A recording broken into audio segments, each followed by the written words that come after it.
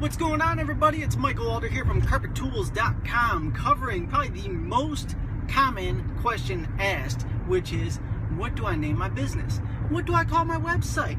What do I do this? All right, so as far as naming your business, it's almost irrelevant here, and here's the crazy part about it. Everybody, including myself, gets analysis paralysis over this. Anytime I go to build out a new site, I even get caught up on that, and I know that in the grand scheme of things, your business name, your website name almost never matters. You know what the customer wants to know? They want to know what you could do for them, and that's it. And the reason I'm shooting this video is an employee of mine wants to start going out and getting his own side jobs and all that. So he came to me the other day. He's like, Mike, I want to start getting more side work. I want to print out some business cards. I have these 6 names, but I can't decide. And I've been thinking about this for days. I'm like, dude, read the names off. And all, they're catchy names or whatever. I say, at the end of the day, nobody cares what your company's called. What can you do for the customer? His name's Sergio. I said, your card needs to say, call Sergio.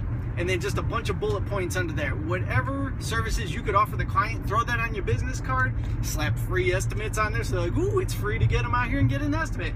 And then your phone number, that's it. So don't overthink your company name. Even 21 years later in the carpet game, everybody calls me Carpet Mike. Nobody even knows what my company name is. They're like, yo, you just gotta call Carpet Mike.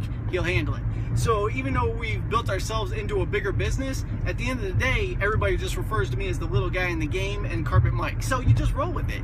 There's no reason to overthink this. Don't overthink your company name. Just get in front of people, market hard, sell hard, and get those profits.